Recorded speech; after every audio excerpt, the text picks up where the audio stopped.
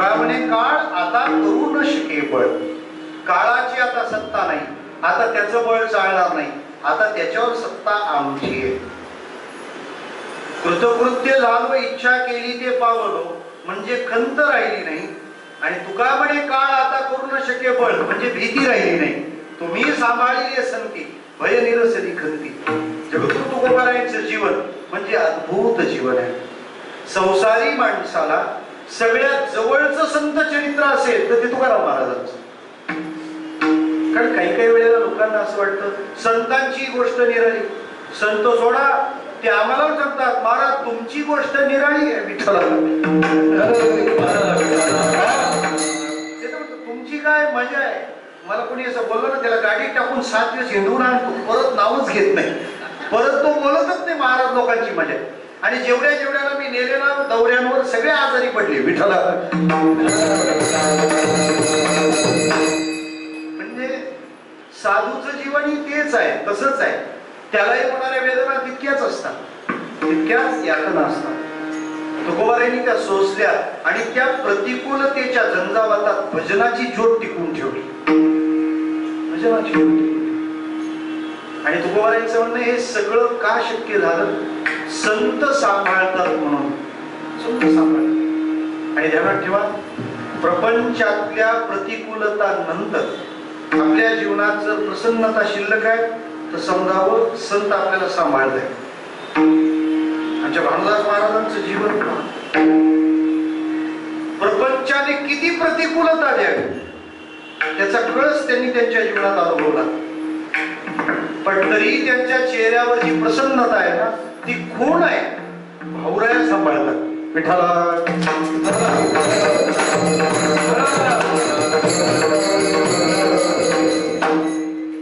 म्हणजे आम्हाला आळंदीचे वादक आहेत प्रसिद्ध युवराज महाराज देशमुख. भानुदास महाराज आणि ते उद्धव महाराजांच्या आश्रमावर सोबत होते मृदंग वाजवायला. कीर्तन झाल्यानंतर 2 दिवसांनी त्यांचा आणि बगुरे गुरुजी ते दोघे असताना त्यांनी फोन केला. म्हणजे युवराज महाराज आणि बगुरे गुरुजी म्हणाले आम्ही दोघे सोबत आहोत. ते म्हणाले वादक आम्ही खूप पाहिले, वादक आम्ही खूप पाहिले, पण इतक्या प्रसन्नतेने वाजवणारा वादक आम्ही आळंदीत असून पहिल्यांदा बघितलाय. म्हटलं ती प्रसन्नता हा भाऊरायांचा त्यांना मिळालेला प्रसाद आहे.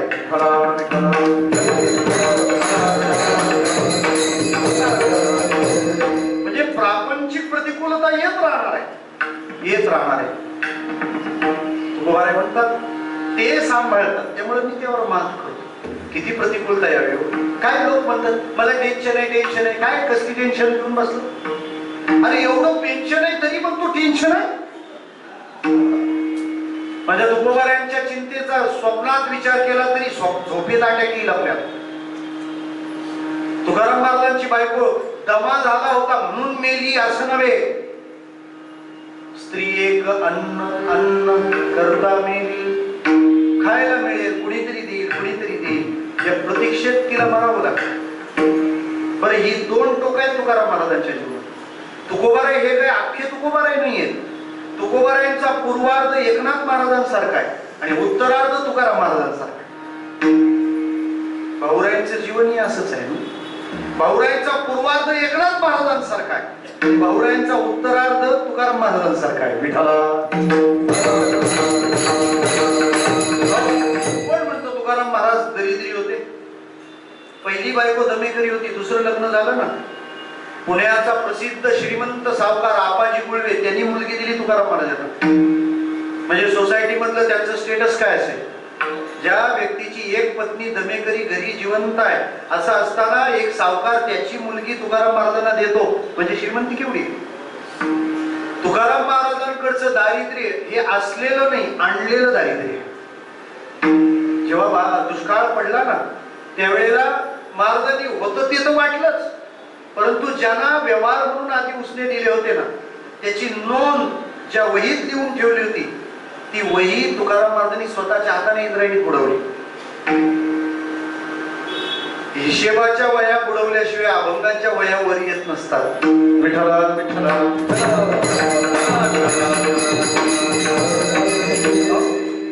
आणलेलं ओढून आणलेलं दारिद्र्य होतं आणि त्या दारिद्र्याने महाराजांच्या जीवनात भजनाचा विकास साधला. सगळं जाणलं, आपवर काय सगळं कळून गेलं आणि जीवन भजनाला समर्पित केलं. विठोबा आणि ते यांच्यामध्ये त्यांनी कशालाच महत्व दिलं नाही, कशालाच महत्व. तुकाराम महाराजांचे एक अभंग आहे, आपण वाचला तरी पण घेरी येईल आपल्याला, घेरी. बाप मेल्यावर काय म्हणतो माणूस, आई मेल्यावर काय म्हणतो, बायको मेल्यावर काय म्हणतो, पोरग मेल्यावर काय म्हणतो. बाप मेला न कळता नव्हती संसाराची चिंता, पोर मेले बरे झाले देवे माया विरहित केले, बाईल मेली मुक्त झाली देवे माया सोडविली, माता मेली मज देखता तुका म्हणे हरली चिंता. सांभाळलं काय विठो तुझे माझे राजा काय दुसऱ्याचे काय, काय दुसऱ्याचे काय, काय दुसऱ्याचे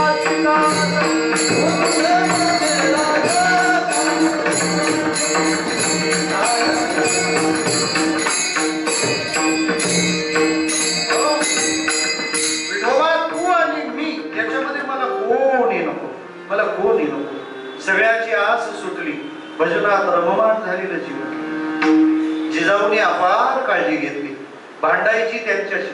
भांडतो माणूस कुठे, प्रेमाची जागा आहे तिथेच ना.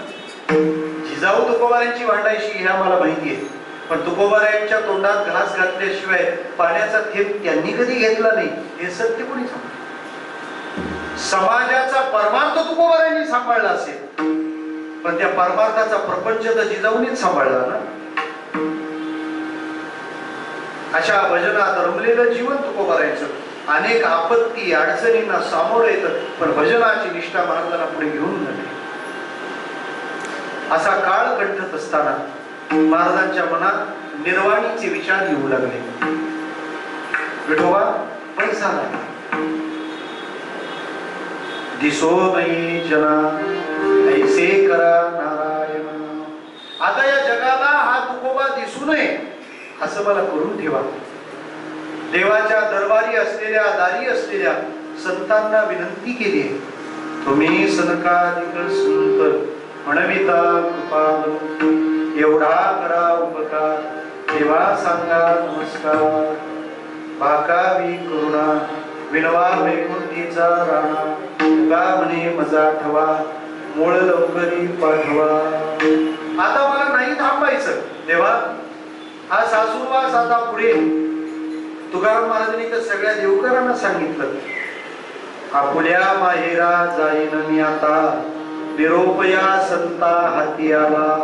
आता निरोप आला काय, प्रभू येणार. या तुकोबाला घेण्याकरता तो विठोबा येणार. आणि एक दिवस तुकाराम महाराज पाहतात तर पलीकडे विठोबा येताना दिसतो. पहिला ले हरी शंखचक्र शोभे करी, गरुड येतो फडतकारी, नाभी नाभी म्हणे त्वरे. काय म्हणत होता तो परमात्मा, नाभी नाभी, भिवू नको भिवू नको भिवू नको, गाऊ नको. भगवान घ्यायला येतात. त्या देऊमध्ये उत्सव संपन्न होतो. तुकाराम महाराज सर्वांना सांगतात, आता माझी निर्वाणीची वेळ आहे, मला आता जायचं आहे. लोकांना त्यातलं सत्यत्व पटलं नाही. कसे जाते तुकाराम महाराज, उलट लोक म्हणू लागले, तुम्ही चालले तर आम्हाला काहीतरी देऊन तरी जा. लोक संताला सुद्धा सोडत नाही, जाताना सुद्धा. तुकोबाराय म्हणाले, काय नाही देतो ना तुम्हाला, कर्मधर्म तुम्हा असावे कल्याण, घ्या माझे वचन आशीर्वाद. कर्मधर्माप्रमाणे तुमचं कल्याण व्हावं हा आशीर्वाद दिला. खरं भगवंताला बोलावण्यासाठी तुकोबारायांनी केवढी आटाआटी केली होती, केवढी आटाआटी केली होती. गरुडाचे पायी ठेवी वेळोवेळा, वेगी आणावा हरी मजदिना देवतरी. गरुडाला विनंती केली, या प्रभूला घेऊन या. गरुड म्हणाले, मी आणीन, पण ते घरातून बाहेर आले पाहिजे. मग तुम्ही लक्ष्मीला विनंती करा, कारण पाय लक्ष्मीच्या हाती तिसी यावे कपळती. लक्ष्मी मातेला विनंती केल्यावर लक्ष्मी माता म्हणाली, ते बाहेर निघतील, पण झोपलेत ना, त्यांना उठवायचं कुणी. मग तुकाराम महाराजांनी गादी हलवली. तुका म्हणे शेषा जागे करा ऋषिकेशा, वेगी आणावा तो हरी मज दिना ते उद्धरी. जेव्हा पांडुरंग घ्यायला पांडुरंगने महाराज अख्ख्या आयुष्यभराच्या जीवनाची भजन साधना फलद्रूप होऊन आली होती. जेव्हा फाल्गुन वद्य द्वितीया उजाडली, तुकाराम महाराज कीर्तन करताय.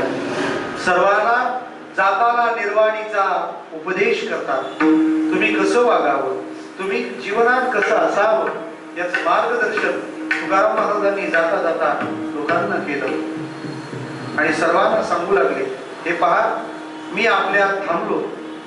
हा भजनाचा मार्ग तुम्ही सोडू नका. हाच आपल्याला कल्याणापर्यंत पोहोचवेल. आम्ही जातो आमच्या गावा, आमचा राम राम घ्यावा, आमचा राम राम घ्यावा, आमचा राम राम घ्यावा. आता नाही येणे जाणे, सहज गुंतले बोलणे. राम कृष्ण हरी बोला, तुका जातो वैकुंठाला, तुका जातो वैकुंठाला, तुका जातो वैकुंठाला. तुकोबाराय या अवनीचा, या भक्तजनाचा निरोप घेता अवनी धावत येते. तुकोबारायांचं महिमान आपल्याला कळलं नाही असा ती दावा करते, असा दावा करते.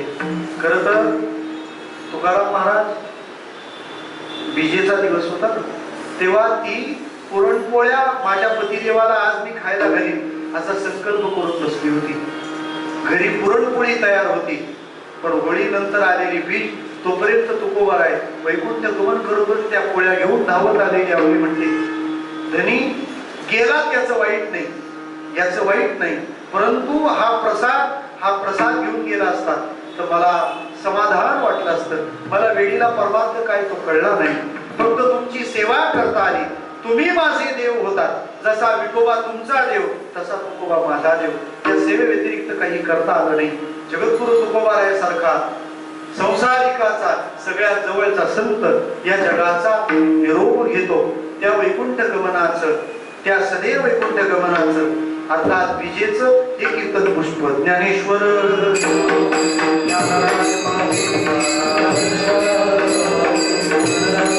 महाराज